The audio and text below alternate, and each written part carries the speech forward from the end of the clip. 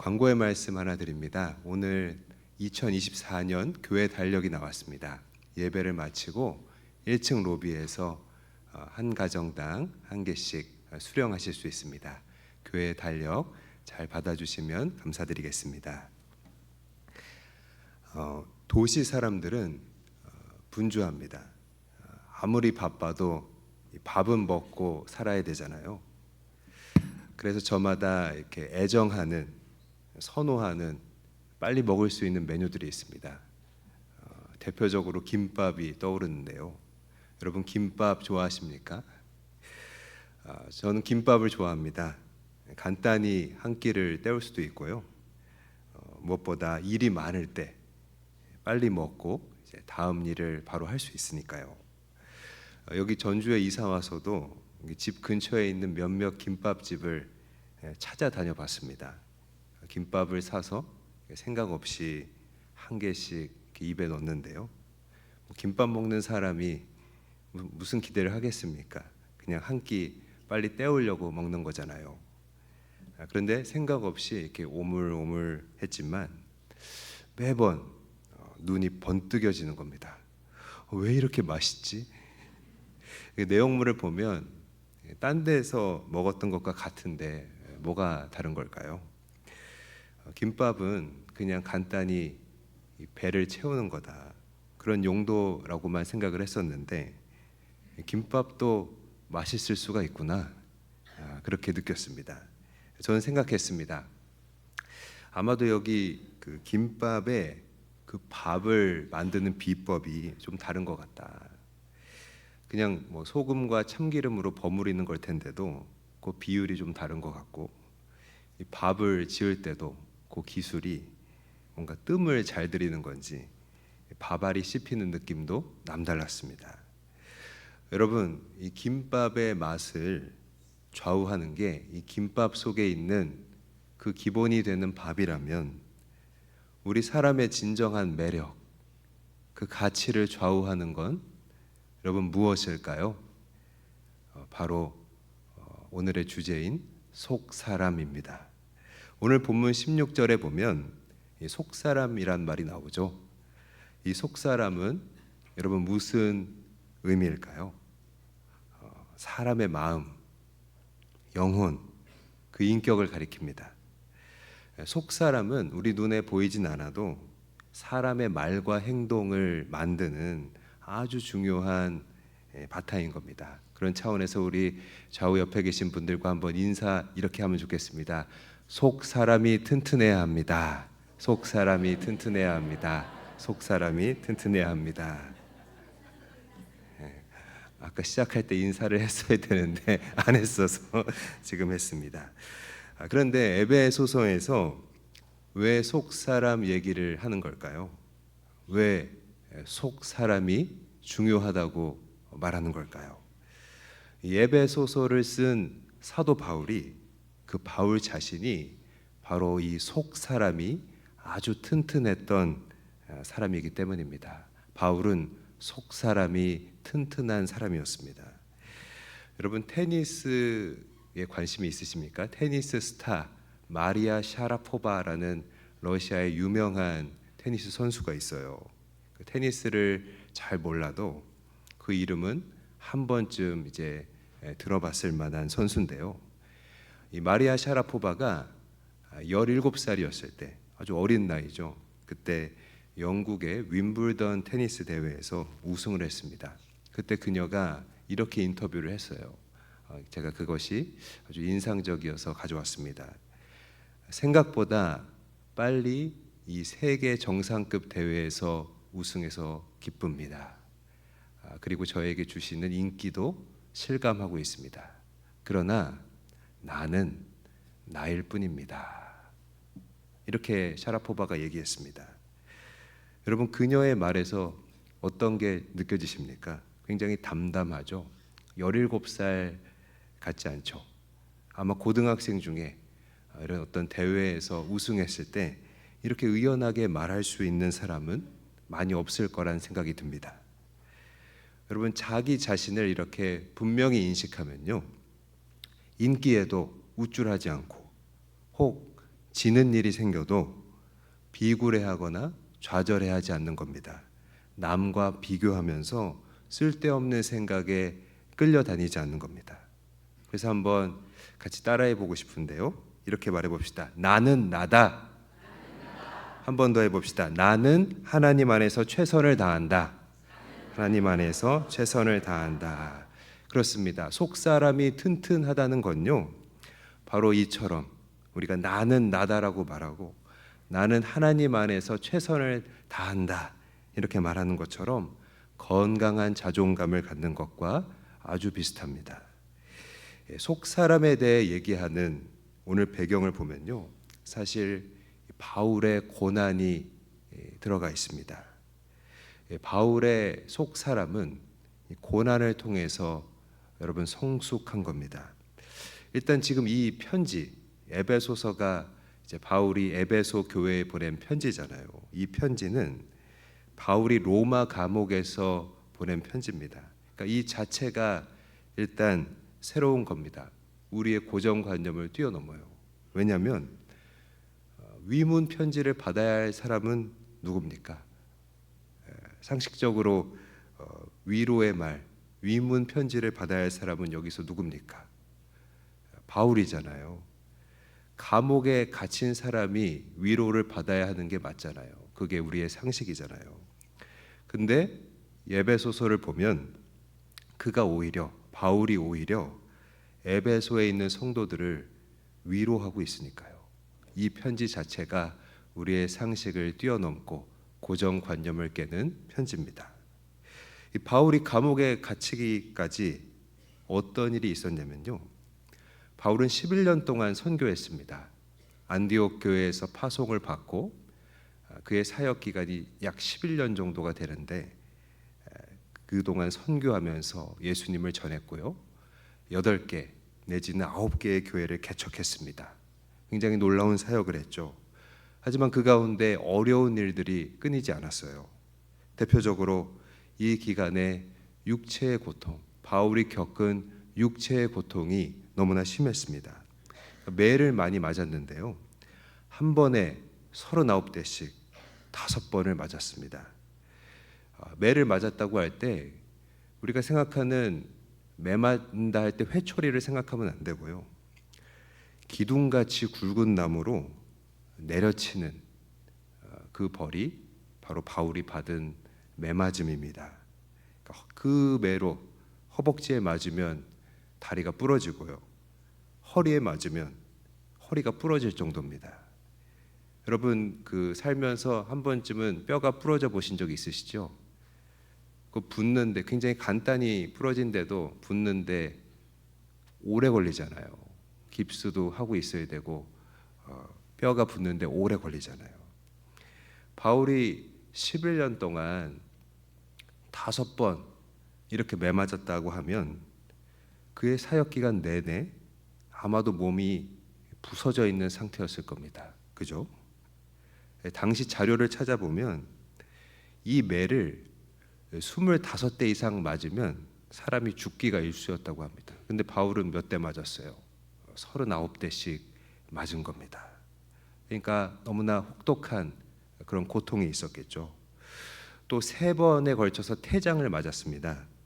태장은 우리식으로 말하면 곤장과 비슷한데요, 한 번 맞으면 기본이 10대입니다. 10대 이상씩 맞는 건데 우리가 사극 같은 데서 봐서 잘 알고 있죠. 이 곤장을 맞으면, 태장을 맞으면 살에서 피가 튀고요, 살이 너덜너덜해지는 겁니다. 몸이 부서져 있는데 살도 너덜너덜해졌고요, 그리고 돌에 맞았습니다. 얼마나 심하게 맞았는지 사람들이 그가 죽은 줄 알고 내다 버릴 정도였으니까요. 이게 지금 제가 이야기한 것들이 바울이 이 11년 동안 겪은 대표적인 어려움들이었고요, 자잘한 일들까지 말하자면 끝이 없는 겁니다. 바울은 우리가 본 것처럼 11년 동안 몸이 성할 날이 없었고요, 그것도 모자라서 지금 이 로마 감옥에까지 갇힌 겁니다. 여러분, 저는 바울의 모습을 보면서 우리 얘기를 하고 싶었습니다. 사람은 보통 힘든 일을 겪으면 어떻게 됩니까? 여러분 힘든 일 겪어보셨죠? 여러분이 살아오시면서 어떤 순간에 또 어떤 과정에 힘든 일을 겪어보셨을 겁니다. 그럼 어떻게 됩니까? 마음이 가난해집니다. 그리고 억울한 마음도 듭니다. 그래서 부정적이 되기가 쉽습니다. 그러면 내가 거기에 그 부정적인 마음의 노예가 되는 거잖아요. 이 부정적인 마음에 묶이게 되는 겁니다. 바울도 늘 그럴 수 있는 상황에 놓여 있었다는 거예요. 여러분, 오늘 우리가 우리 삶을 한번 돌아보기 원합니다. 어떤 일들에, 어떤 생각에 노예가 되어 있는 건 없습니까? 분노와 미움, 그리고 슬픔, 참 어렵습니다. 너무나 힘듭니다. 우리 힘으로 할 수 없을 만큼요. 그러나 오늘 우리가 하나님 앞에 이 예배를 드리면서 주님이 우리에게서 그것들을 다 걷어주시기를 바랍니다. 제가 아는 남자 집사님이 한 분 계십니다. 그분은 어렸을 때 근해에서 잘못 떨어지셨어요. 그래서 후천적으로 시력을 잃으셨습니다. 게다가 몸도 약했습니다. 이게 다 본인의 잘못도 아니고 낙심이 되지 않았겠습니까? 근데 참 제가 놀라웠던 건요, 이 집사님은 항상 긍정적이셨어요. 밝으셨고 오히려 더 조건이나 자기보다 조건이 좋고 환경이 나은 다른 사람들을 막 위로하고 도와주며 사는 거예요. 하나님의 사람으로 살았습니다. 제가 그분을 처음 만난 건 제가 대학생 때였습니다. 제가 다니고 있던 교회 청소년부의 교사로 이제 들어갔는데, 집사님은 이제 앞이 보이시진 않지만 선배 교사로서 저를 너무나 반갑게 맞아주셨어요. 저를 비롯해서 당시에 뭐 청년들이 고민하는 게 군입대 문제도 있고 진로의 문제로 많이 힘들어하잖아요. 그런 청년들을 하나하나 다 상담해 주셨고요. 또 이제 청각이 발달하셨을 거 아니에요. 예민한 감각으로 교회 음악도 가르쳐 주시고, 기타는 이렇게 치는 거야 하고 기타도 가르쳐 주시고, 또 집사님이 당시에 그때는 이제 비디오 테이프 가게가 있었잖아요. 비디오 테이프를 빌려주는 그 비디오 테이프 가게를 생업으로 하고 계셨어요. 근데 뭐 이제 장사가 넉넉하지 않아도 힘든 친구들이 있으면 자기 집에 불러서 재워주고 먹을 것도 챙겨주시곤 했습니다. 근데 정작 당신은 앞이 안 보이시니까 항상 얼굴이 상처투성이인 거예요. 생활하면서 집 문턱에 걸려 넘어지고 벽 모서리에 부딪혀서 늘 반창고 붙이고 늘 어딘가 피가 나 있고 성한 곳이 당신은 없었다는 겁니다.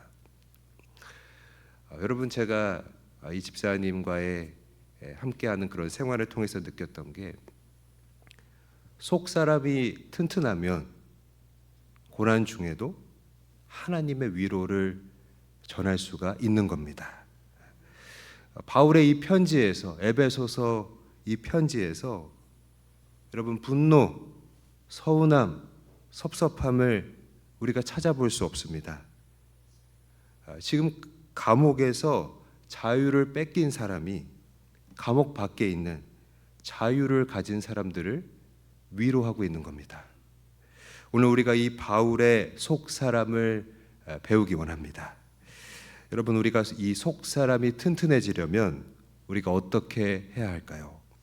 첫 번째, 우리 속 사람을 성령으로 채워야 합니다.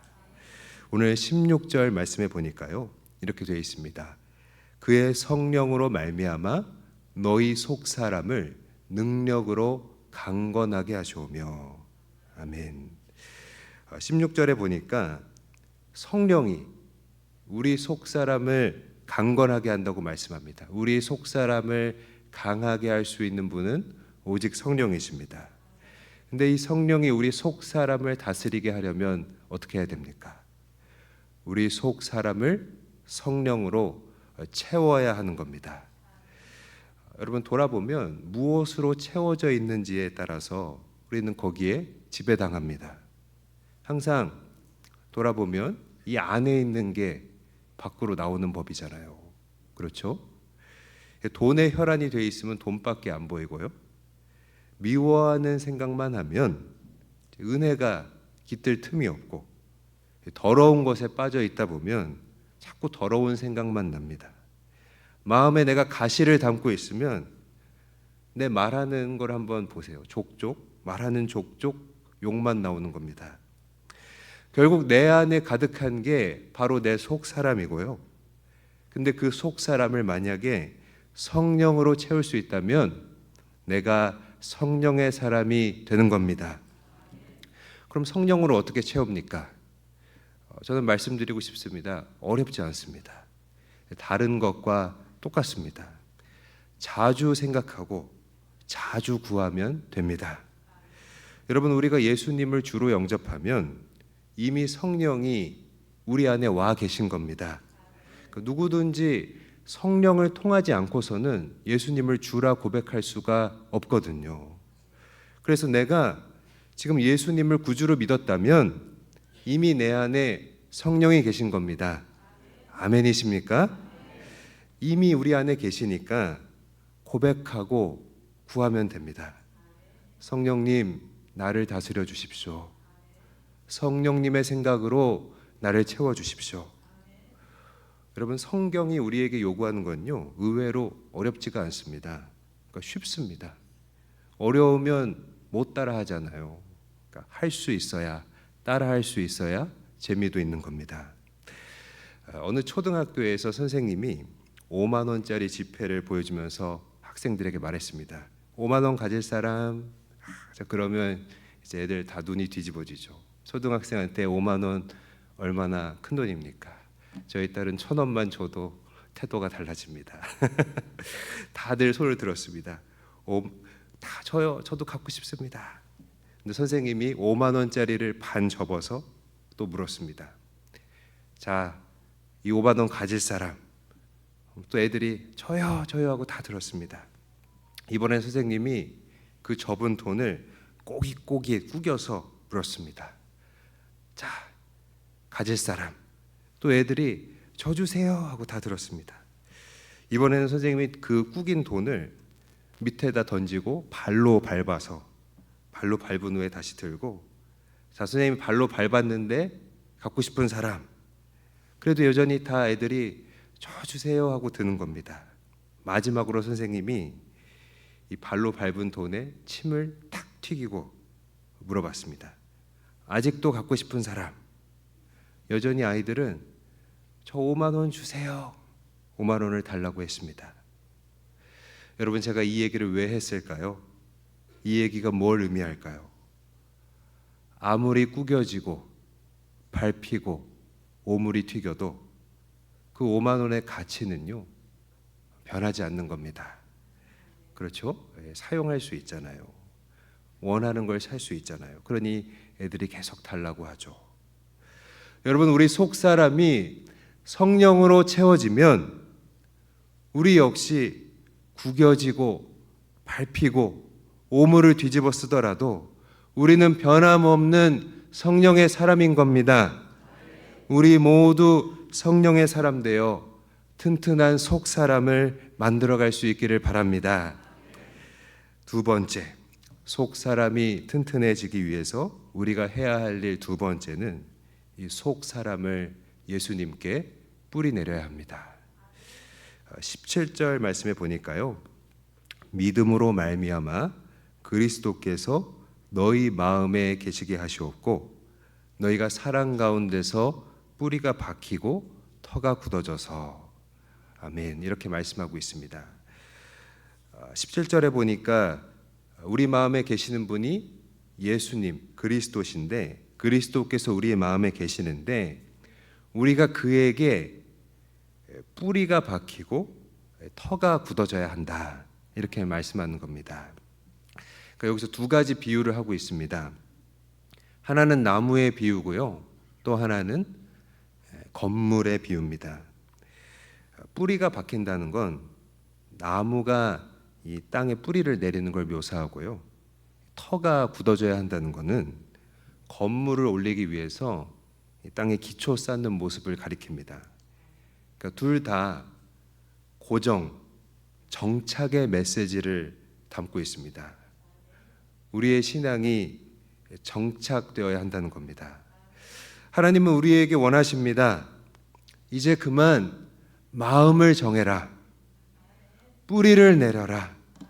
이제 그만 영적인 터를 닦으라는 겁니다. 여러분, 속사람이 튼튼하려면 우리의 마음을 정해야 합니다. 정착해야 합니다. 그 터를 닦아야 하는 겁니다. 아니면 계속 방황할 수밖에 없고요. 여기저기 떠돌 수밖에 없고요. 우리 속사람도 정체성을 찾을 수가 없는 겁니다. 우리 속사람이 예수님께 고정되려면 우리 주도권, 우리 삶의 결정권을 이제 예수님께 내어드려야 합니다. 자, 이제 여기 있습니다 하고 내어드려야 하는 겁니다. 이게 바로 신뢰의 의미입니다. 맡겨야 한다는 겁니다. 맡겨야 그때로부터 비로소 뿌리가 내려지고요. 거기서부터 자라나는 거고요. 맡겨야 비로소 터가 닦여지고 거기서부터 건물이 올려지기 시작하는 겁니다. 여러분, 맡겨야 시작됩니다. 맡겨야 주님이 일하실 줄 믿습니다. 우리는 예수님을 알고 있지만 일정한 거리를 두고 바라볼 때가 많습니다. 무슨 말이냐면 그분을 신뢰하며 나를 내어드리는 것은 주저하고 있는 겁니다. 영국의 대문호죠. 셰익스피어가 이렇게 말했습니다. 아는 것보다 고상한 것이 있는데 그것은 신뢰다. 무슨 말입니까? 아는 것보다 이 신뢰가 더 높은 단계라는 거고요. 우리는 아는 것에 머물지 말고 신뢰로 나가야 된다는 겁니다. 여러분, 저는 목회자잖아요. 목회자는 하나님의 일을 한다는 사명으로 살잖아요. 그래서 늘 두렵고 떨림이 앞섭니다. 그래서 최선을 다해야 된다는 자기 채찍이 저에게 늘 있고요. 그런 차원에서 늘 애를 씁니다. 용 쓴다고도 하고 몸부림을 치기도 합니다. 근데 기도하면 하나님은 항상 네가 하는 거 아니다. 너는 내가 있으라고 한 자리에 있기만 하면 된다. 내가 일하는 걸 보게 될 거다. 이렇게 저에게 감동을 주십니다. 그러니까 하나님께 맡기라는 거잖아요. 이러한 감동이 저에게 참 은혜가 되면서도 한편으로는 제 믿음이 부족해서 그런지 하나님, 그래도 뭔가 제가 더 애를 써야 하지 않을까요? 제가 뭔가 더 해야 되지 않을까요? 그런 질문을 하면 하나님은 언제나 답이 없으십니다.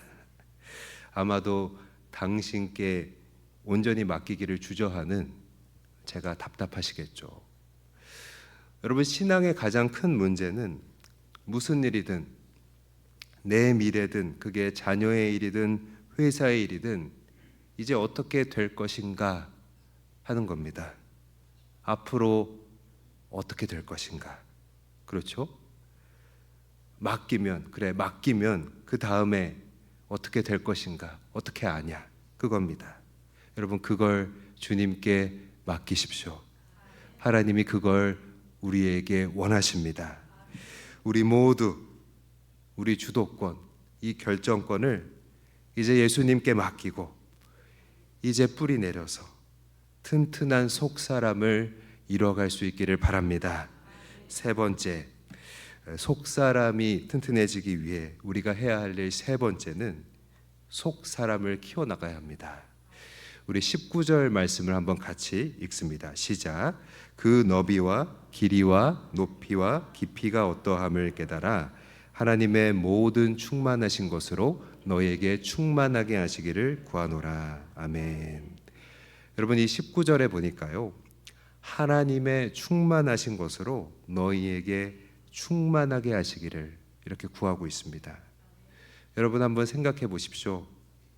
우리 속 사람이 예를 들어서 물탱크처럼, 건물 위에 있는 물탱크처럼 용량이 있다고 한번 생각해 보면요, 이 속사람이 충만해지면 어떻게 되겠습니까?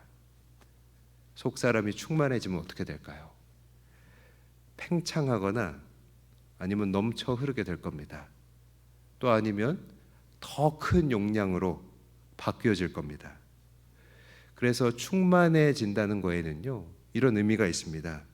충만은 점점 키우는 겁니다. 충만은요, 점점 더 커지는 겁니다. 그러면 우리 속사람을 하나님의 충만하신 걸로 키우려면 어떻게 해야 합니까? 속사람을 키워가려면, 흘러 넘치게 하려면, 더 큰 용량이 되게 하려면 여러분 어떻게 해야 할까요?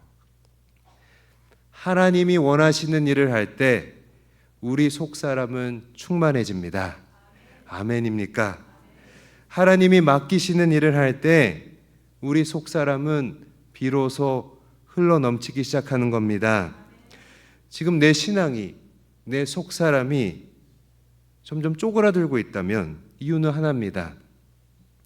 하나님이 원하시는 일, 그분이 맡기시는 일에서 떠나 있기 때문입니다. 하나님이 일하시는 현장으로부터 멀어져 있기 때문입니다. 여러분, 힘들어도 우리가 교회를 건강하게 세우는 일에 헌신하면 하나님이 나를 변화시켜 주시거나 내게서 넘쳐 흐르게 하십니다. 여러분, 다음 세대를 섬기는 일에 동참하면 하나님이 나 같은 자도 사용하시는구나, 그걸 경험할 수 있습니다. 여러분, 한 영혼을 돕고 섬기면 이미 나에게 어떤 복을 주셨는지 그 순간을 통해서 우린 깨닫게 되는 겁니다. 이것이 바로 바울의 속사람이 하나님의 충만한 것으로 충만할 수 있었던 비결입니다. 사랑하는 성도 여러분, 하나님이 원하시는 일을 하며 하나님의 충만하신 것으로 우리 속사람이 더 커질 수 있기를 축복합니다. 말씀을 마무리하겠습니다. 냉장고, 에어컨, 이 세탁기, 이런 제품들을 가리켜서 보통 백색 가전이라고 부릅니다. 왜 백색 가전이라고 하냐면 이 제품들, 냉장고, 에어컨, 세탁기 같은 게 주로 흰색으로 나오잖아요. 백색으로 나와서 그렇습니다. 이 백색 가전으로 업계 선두를 달리는 회사가 LG전자인데요. 이 LG전자의 유명한 에어컨 브랜드가 있습니다. 휘센인데요. 과거에 이제 에어컨은 레지오넬라균을 비롯해 가지고 이제 공기 중에 에어컨을 통한 세균 감염이 항상 늘 대두되어 왔습니다. LG는 이런 중에 자사의 제품이 항상 깨끗하고 쾌적한 환경을 만들어준다는 그 철학을 담아서 아까 화면에 나왔죠? 한 번 더 보여주시겠어요? 속부터 깨끗한 바람, 속부터 깨끗한 바람, 아주 인상적이죠. 바람에 속이 있을까? 어떻게 바람에 속이란 표현을 했을까?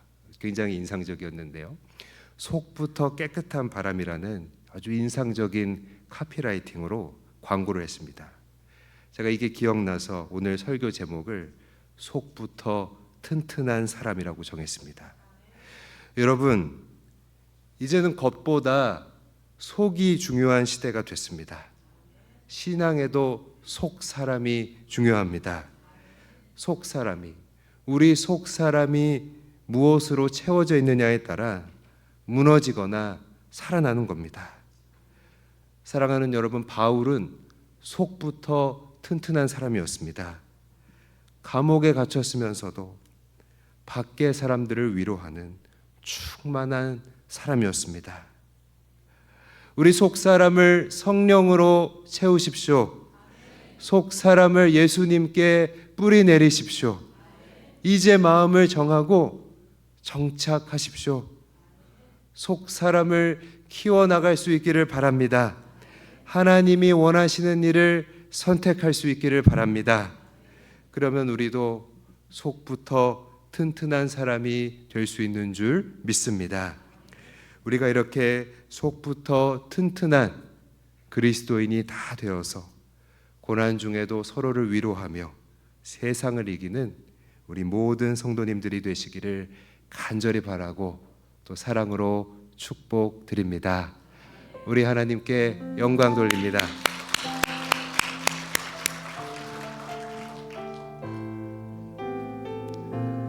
우리 이 시간에 오직 하나님으로 충만하기 원합니다. 그 마음으로 찬양합니다. 무명이어도 공허하지 않은 것은 예수 안에 난 만족함이라. 가난해도 가난하여도